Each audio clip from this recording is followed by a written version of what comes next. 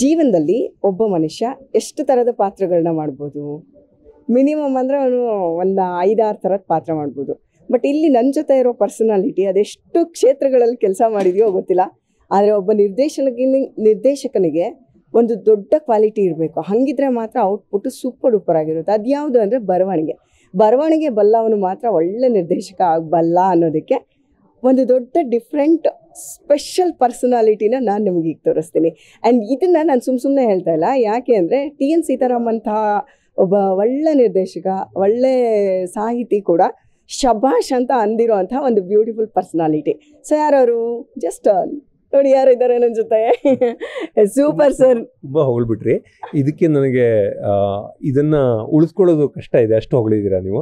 Thank you. But Panchali ಇಲ್ಲ sir, ಇದು ಹೊಗಳಿಕೆ ಅಲ್ಲ, ಇದು ಒಂದು ಏನೋ ಸಾಕ್ಷಿ ಇಟ್ಕೊಂಡು ಹೇಳ್ತಾ ಇರೋವಂಥದ್ದು. ನಿಮ್ಮ ಜೊತೆ ಕೆಲಸ ಮಾಡಿರೋರ್ಗೆಲ್ರಿಗೂ ನಿಮ್ಮ ಬಗ್ಗೆ ಇವತ್ತವರೆಗೂ ತುಂಬ ಪ್ರೀತಿನ ಉಳಿಸ್ಕೊಂಡಿರೋವಂತಹ ಪರ್ಸ್ನಾಲಿಟಿ ನೀವು. ಸೊ ಅದಕ್ಕೆ ನಾನು ಹೇಳ್ತಿದ್ದೀನಿ. ಬಟ್ ಸೀತಾರಾಮ್ ಸರ್ ಅಂತವರು ಶಬಾಷ್ ಅನ್ನೋದು ತುಂಬ ಕಷ್ಟ. ಅಂಥವ್ರ ಕೈಲೂ ನೀವು ಶಬಾಷ್ ಅನ್ಸ್ಕೊಂಡಿದ್ದೀರಾ.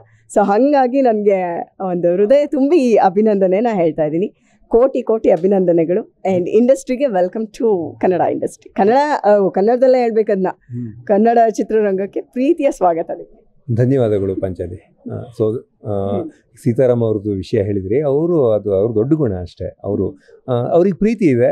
ಯಾರ್ದಾದ್ರೂ ಒಂದು ವ್ಯಕ್ತಿ ಬಗ್ಗೆ ಪ್ರೀತಿ ಇದ್ದಾಗ ಅವ್ರು ಮಾಡಿದ್ದು ಅವ್ರಿಗೆ ಇಷ್ಟ ಆಗತ್ತೆ ಅಂತ. ಸೊ ಬಹುಶಃ ಅವರು ನನ್ನನ್ನು ಇಷ್ಟಪಡೋದ್ರಿಂದ ಅವ್ರು ನನ್ನನ್ನು ಮೆಚ್ಕೊಂಡಿದ್ದಾರೆ ಅಂತ ಅಂದ್ಕೋತೀನಿ ನಾನು. ಸರ್, ಮೆಚ್ಚುಗೆ ಅದು ಸುಮ್ಮನೆ ಹೇಳೋ ಮೆಚ್ಚುಗೆ ಬೇರೆ, ಅಂದರೆ ಪ್ರೀತಿಗೆ ಹೇಳೋ ಮೆಚ್ಚುಗೆ ಬೇರೆ. ಬಟ್ ನಿಮ್ಮಲ್ಲಿರೋ ಒಂದು ಟ್ಯಾಲೆಂಟನ್ನು ಅವರು ಗುರ್ತಿಸಿ ಹೇಳಿರೋ ಅಂಥ ಶಬಾಷ್ಗಿರಿನೇ ಬೇರೆ. ಎನಿವೇಸ್, ಈಗ ಕೋಟಿ ಮೂಲಕ ನೀವು ಕನ್ನಡಿಗರ ಮುಂದೆ ಬರ್ತಾ ಇದ್ದೀರಾ. ಸೊ ಯಾಕೆ ನಿಮಗೆ ಕೋಟಿ ಅನ್ನೋದೊಂದು ಸಿನಿಮಾವನ್ನು ಮಾಡಬೇಕು ಅಂತ ಅನ್ನಿಸ್ತು? ಮತ್ತು ಈಗ ನೀವು ಒಂದು ಸೆಟ್ಟಲ್ಲಾಗಿ ಇದ್ರಿ, ಅಥವಾ ಏನೋ ಒಂದು ಸೂಪರ್ ಡೂಪರಾಗೆ ಇದ್ರಿ, ಆದರೆ ಅದನ್ನೆಲ್ಲ ತ್ಯಾಗ ಮಾಡಿಬಿಟ್ಟು ಒಂದು ಸರ್ಕಸ್ ಮಾಡೋಕ್ಕೆ ಯಾಕೆ ಬಂದ್ರಿ? ಇಲ್ಲ, ತ್ಯಾಗ ಅನ್ನೋದು ತುಂಬ ದೊಡ್ಡ ಶಬ್ದ. ಸರ್ಕಸ್ ಅನ್ನೋದು ಸರಿಯಾಗಿರುವ ಶಬ್ದ. ಸೊ ಸರ್ಕಸ್ ಇರಬೇಕ್ರಿ ಲೈಫಲ್ಲಿ. ಸರ್ಕಸ್ ಇಲ್ಲದೆ ಲೈಫ್ ಇಲ್ಲ. ಲೈಫೇ ಒಂದು ಸರ್ಕಸ್ಸು. ಆ ಸರ್ಕಸ್ ನಿಂತೋದಾಗ ಆ ಕೆಲಸ ಬಿಟ್ಬಿಡಬೇಕು. ಸರ್ಕಸ್ಸನ್ನು ನೀವು ಎಂಜಾಯ್ ಮಾಡುವಾಗ ಆ ಕೆಲಸ ಮಾಡ್ತಾ ಇರಬೇಕು. ಇದು ನನ್ನ ನಂಬಿಕೆ. ಸೊ ನಾನು ಟಿ ವಿಯಲ್ಲೂ ಸರ್ಕಸ್ ಮಾಡಿದ್ದೀನಿ, ಸೈಕಲ್ ಹೊಡೆದಿದ್ದೀನಿ. ಸೊ ತುಂಬ ಒದ್ದಾಡಿದ್ದೀನಿ, ಗೆದ್ದಿದ್ದೀನಿ, ಸೋತಿದ್ದೀನಿ, ಎಲ್ಲ ಆಗಿದೆ ಟಿ ವಿಯಲ್ಲಿ. ಸರ್ಕಸ್ ಅಂತೂ ಆಗಿದೆ. ಆ ಸರ್ಕಸನ್ನು ಎಂಜಾಯೂ ಮಾಡ್ತಾ ಇದ್ದೆ ನಾನು. ಸರ್ಕಸ್ ಒಂದು ಹಂತಕ್ಕೆ ಆ ಸರ್ಕಸ್ಸು ನಿಮಗೆ ಸಾಕು ಅಂತ ಅನಿಸುತ್ತೆ. ಸೊ ಅನಿಸಿದಾಗ ಇನ್ಯಾವುದು ಹೊಸ ಸರ್ಕಸ್ಸು ಅಂತ ಹುಡ್ಕೊಂಡು ಹೋಗಬೇಕು. ಹಾಗೆ ಹುಡ್ಕೊಂಡು ಹೋದಾಗ ಸಿಕ್ಕಿರುವ ಹೊಸ ಸರ್ಕಸ್ಸೇ ಕೋಟಿ. ಹಾಗೆ ಹುಡ್ಕೊಂಡು ಹೋದಾಗ ಸಿಕ್ಕಿರುವ ಹೊಸ ಸರ್ಕಸ್ಸೇ ಸಿನಿಮಾ. ಸೊ ಆ್ಯಂಡ್ ಈ ಸರ್ಕಸ್ ಚೆನ್ನಾಗಿದೆ. ಸೊ ಎಂಜಾಯ್ ಮಾಡ್ತಿದ್ದೀನಿ ಈ ಪ್ರೋಸೆಸ್ಸನ್ನು. ಸಿನಿಮಾ ಮಾಡಬೇಕು ಅನ್ನೋದು ಯಾವಾಗಿಂದ ಶುರುವಾಗಿತ್ತು ಕನಸು? ಅಯ್ಯೋ, ತುಂಬ ಸಿನಿಮಾ ಮಾಡಬೇಕು ಅಂತ ಇರಲಿಲ್ಲ. ನನಗೆ ಕತೆ ಹೇಳಬೇಕು ಅಂತಿತ್ತು.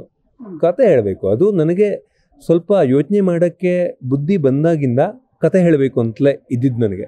ಸೊ ಅದೊಂದೇ ನನಗೆ ಬರೋದು ಬಹುಶಃ ಕೆಲಸ ಆಗಿ.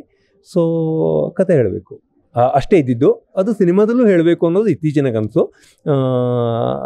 ಸೊ ಕತೆ ಹೇಳಬೇಕು ಅನ್ನೋದು ತುಂಬ ಹಳೆ ಪುರಾತನವಾದ ಕ್ರಿಸ್ತಪೂರ್ವ. ಸೊ ಕ್ರಿಸ್ತಪೂರ್ವ ಕನಸು ಈಗ ನನಸಾಗ್ತಾ ಇದೆ. ಬಟ್ ಧನಂಜಯ್ ಜೊತೆನೇ ಕೆಲಸ ಮಾಡಬೇಕು ಅಂತ ಅನಿಸಿದ್ಯಾಕೆ? ಧನಂಜಯ್ ಅವ್ರ ಜೊತೆ ಕೆಲಸ ಮಾಡಬೇಕು ಅಂತ ತುಂಬ ಜನರಿಗೆ ಅನ್ಸುತ್ತೆ ನನಗೆ. ಯಾಕೆಂದರೆ ಪ್ರತಿಭೆ, ತುಂಬ ಟ್ಯಾಲೆಂಟೆಡ್ ಆ್ಯಕ್ಟರ್, ಬಹಳ ಸೂಕ್ಷ್ಮ ಮನಸ್ಸಿನ ಆ್ಯಕ್ಟರ್, ಕನ್ನಡವನ್ನು ಸ್ಪಷ್ಟವಾಗಿ ಮಾತಾಡಬಲ್ಲ ಆ್ಯಕ್ಟರ್, ಸರಿಯಾದ ಸಮಯಕ್ಕೆ ಸೆಟ್ಟಿಗೆ ಬರುವ ಆ್ಯಕ್ಟರ್, ನಾವು ಹೇಳಿದಾಗ ಇದಕ್ಕೆ ಓಪನ್ ಆಗಿರುವ ಆ್ಯಕ್ಟರ್. ಜೊತೆಗೆ ಪ್ರತಿಭೆ ಒಂದೇ ಇದ್ರೆ ಸಾಕಾಗಲ್ಲ ವ್ಯಕ್ತಿಗೆ. ಪ್ರತಿಭೆ ಜೊತೆಗೆ ಶ್ರದ್ಧೆ ಬೇಕಾಗತ್ತೆ, ಒಂದು ಕಮಿಟ್ಮೆಂಟ್ ಬೇಕಾಗತ್ತೆ, ಶ್ರಮ ಪಡುವ ಮನಸ್ಥಿತಿ ಬೇಕಾಗತ್ತೆ. ಈ ಮೂರೂ ಆ ವ್ಯಕ್ತಿಯಲ್ಲಿದೆ. ಎಲ್ಲದಕ್ಕಿಂತ ಮುಖ್ಯವಾಗಿ ಒಳ್ಳೆ ಹ್ಯೂಮನ್ ಬೀಯಿಂಗ್, ಗೆಳೆಯ. ಹಾಗಾಗಿ ಧನಂಜಯ್ ಆ್ಯಂಡ್ ಈ ಪಾತ್ರಕ್ಕೆ ಸರಿಯಾಗಿ ಹೊಂದುತ್ತಾರೆ. ನೀವು ನೋಡಿ, ಅವರು ಅದ್ಭುತವಾಗಿ ಆ್ಯಕ್ಟ್ ಮಾಡಿದ್ದಾರೆ. ಆ್ಯಂಡ್ ಆ ಪಾತ್ರಕ್ಕೆ ಅವರು ಅತ್ಯಂತ ಸರಿಯಾದ ಆಯ್ಕೆ ಅಂತ ನೀವು ಹೇಳ್ತೀರಾ ಅಂತ ನನಗೆ. ಪಾತ್ರದ ಬಗ್ಗೆ ನಿಮ್ಗೆ ತಕರಾರುಗಳು ಏನು ಬೇಕಾದರೂ ಇರ್ಬೋದು. ಬಟ್ ಈ ಪಾತ್ರಕ್ಕೆ ಧನಂಜಯ್ ಒಪ್ತಾರಾ ಅಂತ ಕೇಳಿದರೆ, ಅವರು ಚೆನ್ನಾಗಿ ಆ್ಯಕ್ಟ್ ಮಾಡಿದಾರಾ ಅಂತ ಕೇಳಿದರೆ, ನೀವು 100ಕ್ಕೆ 100 ನನಗೆ ಪರಮ್ ಯು ಆರ್ ರೈಟ್ ಅಂತ ಹೇಳ್ತೀರಾ.